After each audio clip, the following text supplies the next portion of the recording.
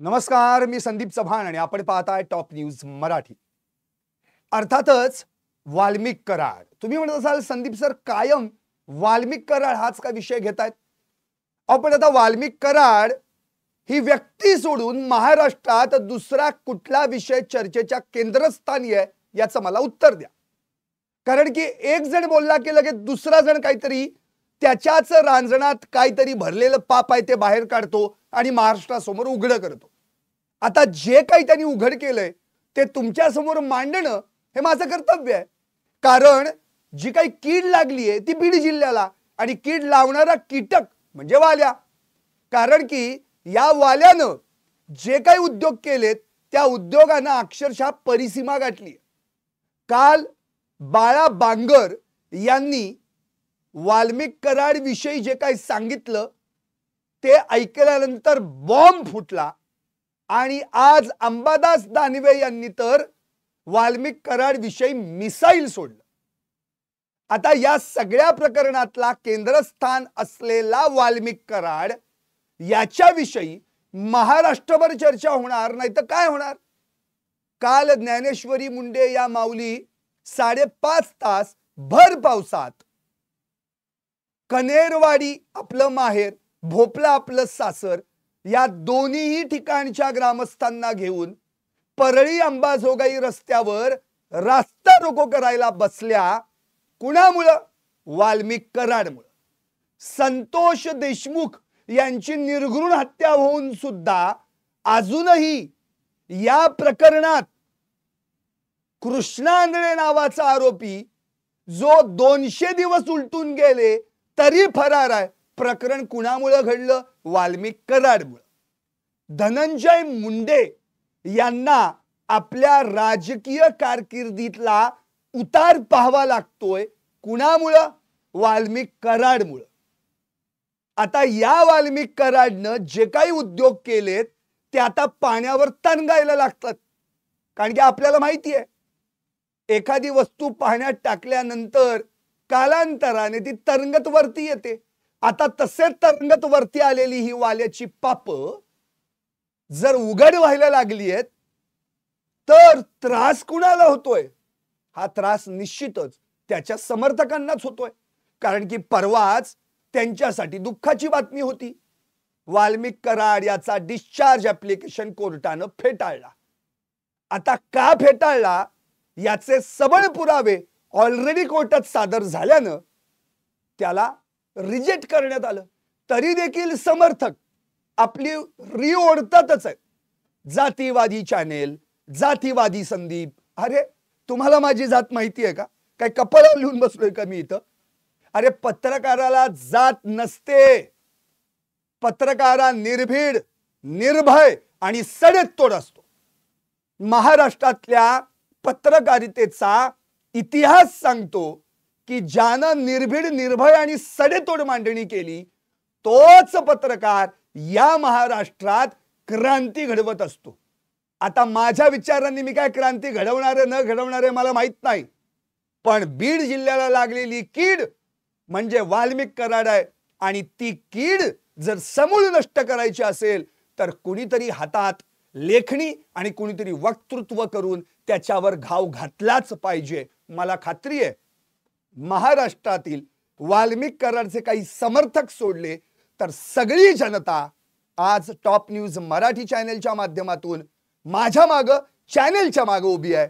खरं तर याही पेक्षा ज्यांच्यावर अन्याय झालाय त्यांना न्याय मिळवून देण्यासाठी उभी आहे. म्हणून हा लढा आहे आणि हा लढा लढतच राहणार. खरं तर आजचा विषय लाईव्हचा हा नाहीये. विषय काय आहे? बांगरांनी फोडला बॉम्ब आणि दानवेंनी सोडलं मिसाईल. वाल्मिक कराड तुरुंगात बसूनही त्याची फोनाफोनी सुरूच. आता या सगळ्या संदर्भात खरं तर आज अंबादास दानवे यांनी पत्रकार परिषद घेऊनच खुलासा केला. खळबळजनक दावा केला. छत्रपती संभाजीनगरला त्यांनी पत्रकार परिषद घेतली. विधान परिषदेचे विरोधी पक्षनेते. त्यामुळे असं पण नाही की कोणतरी एक छोटी व्यक्ती बोललेली आहे. संविधानिक पदावर आहेत ते आता. आणि अशा व्यक्तीनं जेव्हा ठासून सांगितलेलं आहे काय वाल्मिक कराड यानं 3 महिन्यांपूर्वी माझ्या समोर बसलेल्या व्यक्तीला जेलमधून फोन केला होता। आता त्यावेळी जेव्हा त्यांना हे विचारण्यात आलं की हे खरं आहे का, ते म्हणले कशाला खोटं सांगू, खरं आहे तेच सांगतोय। 3 महिन्यांपूर्वी या विषयावर चौकशी करा अशी मागणी देखील केली। काय मिळालं याच्यातून? आता 3 महिने बॅकला जाऊ आपण। एप्रिल, मे, जून काय घडलं होतं या महिन्यांमध्ये आठवतंय? वाल्मिक कराड याला मिळत होती VIP ट्रीटमेंट। या VIP ट्रीटमेंट मध्ये त्याची रग घालवण्यासाठी का रग वाढवण्यासाठी त्याला रग पुरवले जात होते। 6 ब्लँकेट, जेणेकरून त्याला उशी पण मिळावी। त्याला तो आजार आहे ना, स्लीप ॲपनिया, जेणेकरून त्याच वेळी त्याला कपात चहा येतो, बाकीच्यांना प्लास्टिकच्या कपात जातो। रणजित कासले बोलले होते, आठवतंय? एका कायद्यानं तर स्पष्ट सांगितलं होतं, कुणाला, करुणा मुंडेंना, की वाल्मिक कराडच्या कानाखाली अशी बसली होती की त्याचा गाल लाल झाला होता। म्हणजेच 31 मार्चला जी बीडच्या जिल्हा कारागृहात गित्ते गँग आणि कराड गँग यांच्यात गँग वॉर झालं होतं ते खरं होतं। त्याला दवाखान्यात जरा पोटात दुखलं, जरा कुठं काही छातीत कळ आली, जरा कुठं काही श्वास घ्यायला त्रास झाला की डायरेक्ट त्याला दवाखान्यात नेतात। तिथं त्याची पुन्हा सोय केली जाते। आठवते आपल्याला, मध्ये फोटो व्हायरल झाला होता, 2 जण वॉर्डच्या बाहेर थांबलेत आणि हा पट्ट्या चापीत बसलाय। याला जी बर्दास्त दिली जाते, जी VIP ट्रीटमेंट दिली जाते, याच्याबरोबर एखादा फोन दिला जात नाही, हे कशावरून? कारण वाल्मिक कराडला फोन दिला गेलाय याबद्दल देखील अनेक जणांनी सांगितलं, पण कोणीही ऐकलं नाही। आता आपल्याला आठवत असेल, धनंजय देशमुखांनी यावेळी या आधी अनेकदा हा विषय मांडलेला आहे की वाल्मिक कराडला VIP ट्रीटमेंट दिली जाते, पण या संदर्भात त्यांनी जे जेलमधलं फुटेज मागवलं ते फुटेज त्यांना देण्यात आलं नाही। 2 एप्रिलला अजितदादांकडे दस्तूर खुद्द उपमुख्यमंत्री महाराष्ट्राचे, बीड जिल्ह्याचे पालकमंत्री या अजितदादांना निवेदन दिलं, पण कारवाई झाली नाही। त्यांच्या PA कडे देखील धनंजय देशमुखांना पाठपुरावा केला, पण कारवाई नाही। 4 वेळा अजितदादांना फोन लावला, पण कामातील व्यस्ततेमुळे त्यांच्याशी बोलणं झालं नाही। जेलमध्ये फोन आहे हे कन्फर्म आहे। आता ज्या कायद्याकडे फोन सापडलाय तो फोन हा वाल्मिक कराडच वापरत होता, हे 100% खरं आहे, असं धनंजय देशमुख यांनी आज प्रसार माध्यमांना सांगितलंय। आता तुम्हीच मला सांगा, ज्याला सगळं पुरवलं जातं, पार अगदी भाकऱ्या, रोट्या, भाजी, डबा, त्याला फोन पुरवला जात नाही? मध्ये तर अक्षरशः तिथल्या काही अधिकाऱ्यांची बदली करण्यात आली। कशापोटी? याच कारणास्तव तिथले काही टोळीतले जे कोण होते त्यांना दुसऱ्या जेलमध्ये हलवण्यात आलं। कुणामुळं? याच वाल्मिक कराडमुळं। आणि अशा वाल्मिक कराडला फोन दिला जाणार नाही हे शक्यच नाही। म्हणून अंबादास दानवेंनी जो आज दावा केलाय त्याला दुजोरा धनंजय देशमुख यांनी दिलेला आहे। आपल्याला आठवत असेल, अगदी 2-3 दिवसांपूर्वी याच बीड जिल्हा उपकारागृहात एक कैदी आहे, त्याच्याकडे मोबाईल सापडला। आता हा मुळातच जो कैदी आहे त्याच्या विरोधात शिवाजीनगर पोलीस ठाण्यात गुन्हा दाखल झालाय। त्याचं नाव आहे रफिक खुर्शीद सय्यद आणि माजलगाव शहर पोलीस ठाण्यात दाखल झालेल्या एका गुन्ह्यातला हा आरोपी आहे। कारागृहात त्याचं वर्तन संशयास्पद वाटल्यानं कारागृहानं त्याची झडती घेतली आणि त्याच्याकडे विना सिम कार्ड असलेला एक मोबाईल आढळून आला। विना सिम कार्ड? काय खेळणं आहे का मोबाईल घेऊन फिरायला? लहान पोरं आहेत का ती, ज्यांना आपण देतो बघा विना सिम कार्ड मोबाईल खेळत बस? अहो, विना सिम कार्ड याचा अर्थ मोबाईल आहे पण कार्ड दुसऱ्याकडे आहे। गरज पडेल तेव्हा कार्ड घालायचं, मोबाईलचा वापर करायचा, डबड बाजूला द्यायचं, स्वतः नामा निराळा। या सगळ्या प्रकरणाची चौकशी होणं अत्यंत गरजेचं आहे। हा मोबाईल कोण वापरत होतं, त्याचे CDR काढले गेले पाहिजेत, त्यातनच कळेल की हा मोबाईल कोण वापरत होतं. एका गुन्ह्यातला माजलगाव मधला हा आरोपी, याला जेलमध्ये जर फोन बाळगला, त्याला बाळगायला संधी मिळत असेल, तर वाल्मिक कराड तर बीड जिल्ह्याचा बाप आहे असं त्याचं स्वतःचं वाक्य आहे. का नाही वाल्मिक कराडकडे मोबाईल येणार? साध्या कायद्याकडे मोबाईल आहे, मग वाल्मिक कराडकडे का नसेल? याचाच अर्थ याच्यात काहीतरी काळबैर आहे. म्हणून आज जो दानवेंनी जो दावा केलाय, तो दावा त्या अनुषंगाने तपास व्हायला पाहिजे. दानवेंच्या समोर बसलेल्या व्यक्तीला फोन आला. कुणाचा? वाल्मिक कराडचा. कुठून? जेलमधून. 3 महिन्यांपूर्वी वाल्मिक कराड जेलमध्येच होता. आपल्याला माहितीये काय, आज 208 दिवस झाले वाल्मिक कराड जेलमध्ये आहे. 31 डिसेंबर ते आजची 26 जुलै, 208 दिवस. त्याच्याकडे मोबाईल कसा काय आला? आता या सगळ्या प्रश्नांची उत्तरं खरं तर जिल्हा प्रशासनाने, म्हणजे जिल्हा कारागृह प्रशासनाने द्यायला पाहिजेत, पण त्यांचे आपले नेहमीप्रमाणे हात वर, याच्या पलीकडे दुसरं काहीही नाही. आता या सगळ्या प्रकरणात खरं तर स्वतः धनंजय देशमुख यांनी आज विनंती केली आहे की दादा जरा गांभीर्यानं घ्या, आमची निवेदनं एकदा नजरेखालून घाला, मग तुम्हाला कळेल की तुमच्या पक्षाचे पदाधिकारी कशी आरोपींची बॅनरबाजी करतात. आठवतंय आपल्याला कुठल्या तरी जिल्हा सरचिटणीसचा वाढदिवस बीडच्या, बॅनरवर कोण? वाल्मिक कराड. धनंजय मुंडेंचा वाढदिवस, बॅनरवर कोण? वाल्मिक कराड.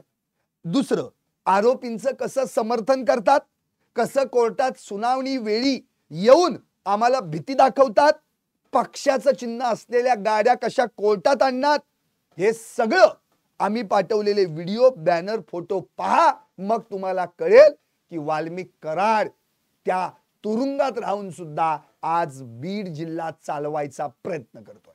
आता हे धनंजय मुंडेंनी मांडल्यानंतर आपल्याला आठवत असेल या सगळ्या प्रकरणामध्ये वाल्मिक कराड विषयी काल बांगर काय म्हणाले होते. काल ज्ञानेश्वरी मुंडे ताई, त्यांचं सासर माहेर, सगळे नेते मंडळी त्या परळी अंबाजोगाई रस्त्यावर कन्हेरवाडीमध्ये रास्ता रोकोसाठी थांबले. जवळपास 5.5 तास भर पावसात त्यांनी रास्ता रोको केला.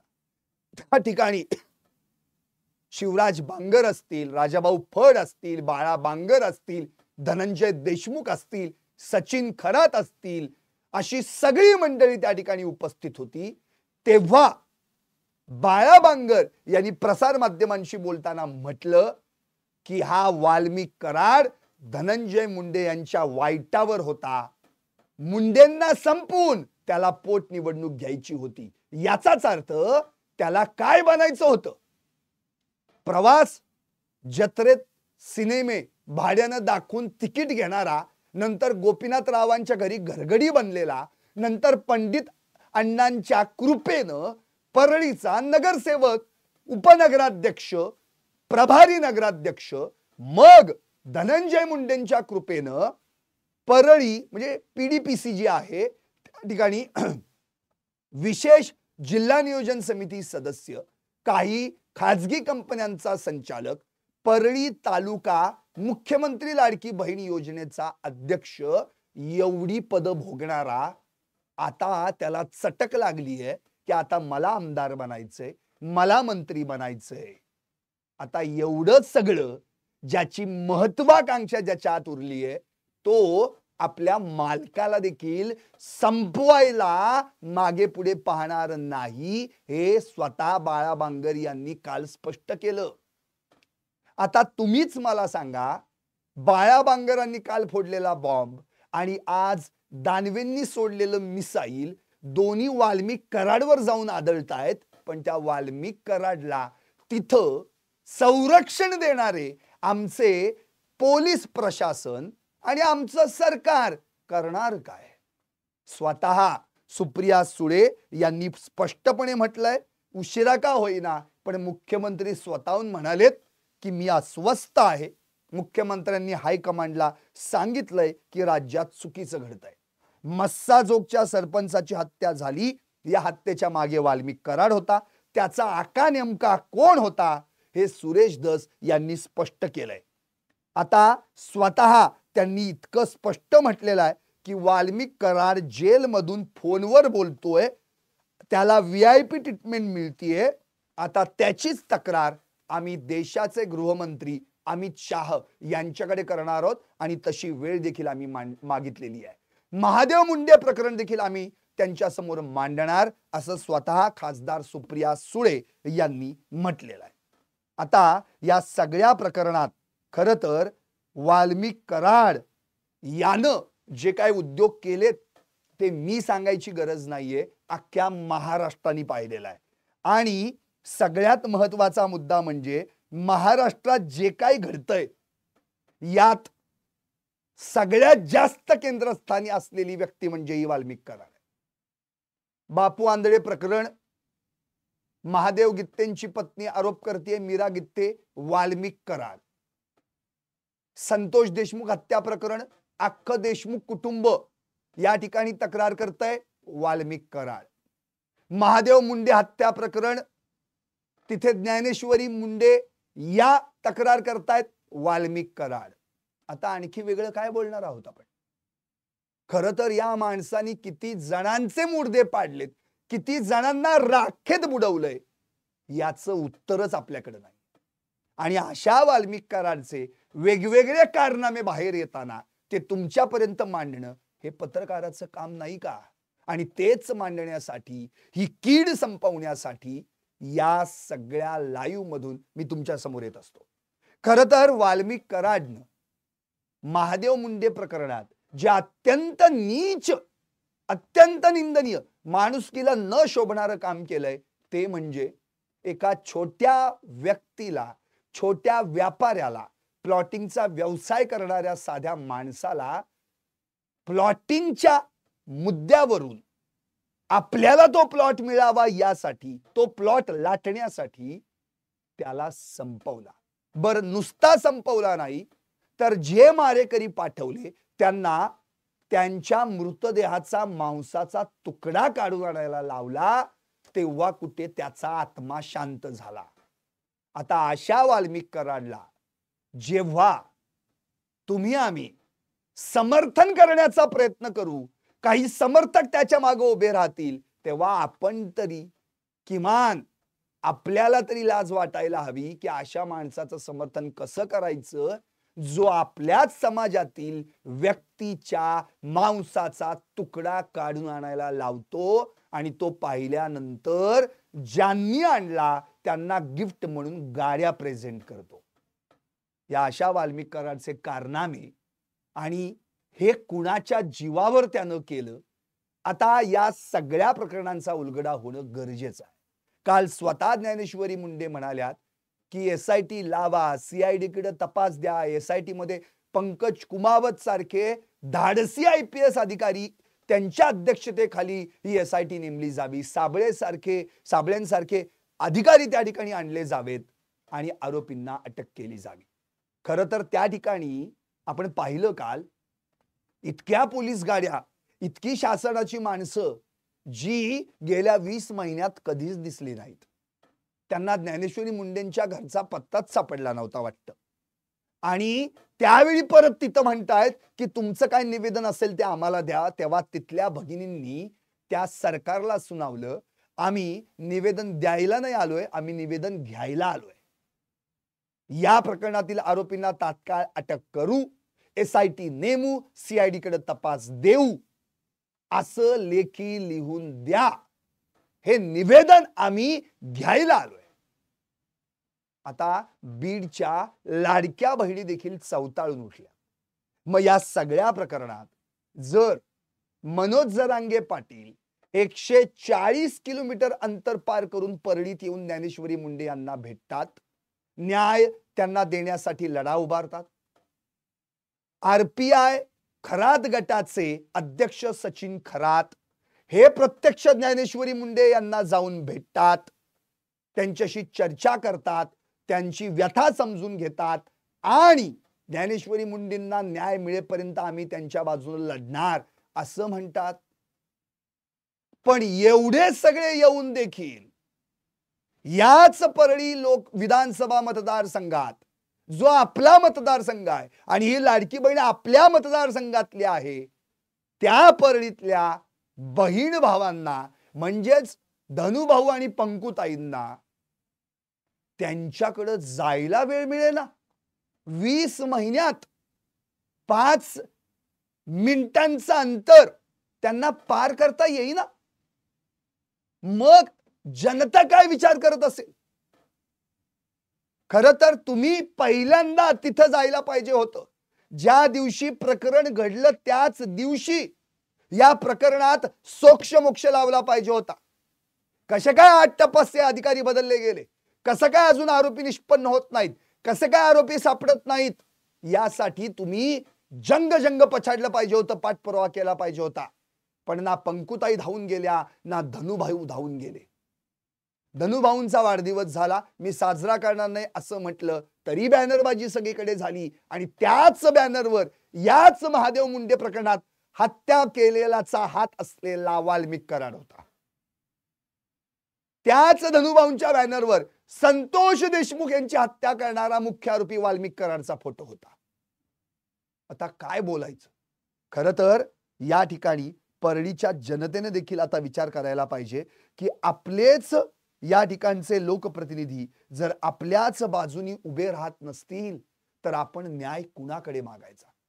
आज परळीत राहणाऱ्या त्या महादेव मुंडेंच्या पत्नीला म्हणजे ज्ञानेश्वरी मुंडेंना हाक मारावी लागली ती मनोज जरांगे पाटलांना, हाक मारावी लागली ती लक्ष्मण हाकेंना, हाक मारावी लागली ती सचिन खरात यांना. का?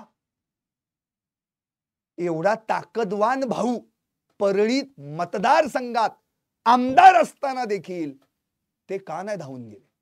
एवढी ताकदवान मातब्बर बहीण, आपली बहीण संकटात आहे, तिला संकटातून बाहेर काढण्यासाठी पंकुताई का धावून नाही गेल्या? याचं उत्तर अक्षरशः कोडं झालंय, कोडं पडलंय महाराष्ट्राला की हे दोघ जण अजूनही तिला भेटायला का जाऊ शकले नाहीत? असं काय आहे या प्रकरणात की या दोघांना ती रस्त्यावर आली काल तरी जाता आलं नाही, तिनं विष प्राशन केलं तरी तिला भेटता आलं नाही, हॉस्पिटलमध्ये जाऊन चौकशी करावीशी वाटली नाही का? या माऊलीला न्याय देण्याचं काम तुमचं नाही का? पण झालंय असं, या दोन्ही प्रकरणात ज्याचं नाव येतंय किंवा आलंय तो तुमचा निकटवर्ती आहे. कारण स्वतःच पंकजाताईंनी धनुभाऊंच्याच समोर आणि त्या वाल्याच्या समोर वाक्य उच्चारलं होतं, कुठं आहे रे ते ज्याच्यामुळे धनुभाऊंचं पानही हलत नाही असे वाल्मिक कराड. आता बोलणार काय? या वाल्मिक कराडला जितक्या लोकांनी पाठीशी घातलं, आज त्यांच्याच पाठीत वार करण्याचा त्याचा कट होता हे स्वतः बाळा बांगर यांनी स्पष्ट काल केलेलं आहे. इतकंच नव्हे तर धनंजय मुंडेंचे स्वीय सहाय्यक म्हणजे पीए प्रशांत जोशी यांना देखील त्याला संपवायचा कट होता असं म्हटलेलं आहे.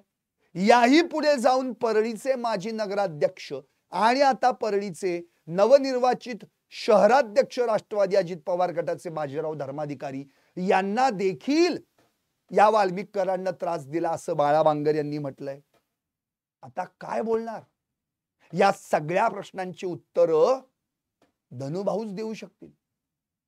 का आणि कशासाठी हे एवढं सगळं कुणाला वाचवण्यासाठी चाललंय? हे ज्या व्यक्तीनं अख्खं कुटुंब उघड्यावर पाडली, त्या कुटुंब प्रमुखाला संपवलं, त्यांच्या आया बहिणींना अक्षरशः कपाळाचं कुंकू पुसायला लावलं, इथपर्यंत मजल गेली या माणसाची, तरी देखील अजूनही या माणसाच्या विरोधात तुमच्या तोंडातून ब्र निघत नाहीये. असं काय आहे त्याच्याकडे? असं काय दडलंय त्याच्याकडे की तुम्हाला त्याच्या विरोधात बोलता येत नाही? धनुभाऊ आता तरी डोळे उघडा आणि या वाल्याचा नाद सोडा. अहो धोका आहे हा. ज्यानं तुमच्या आड राहून जे काही उद्योग केले ना त्याचा डोंगर तयार झाला पापांचा.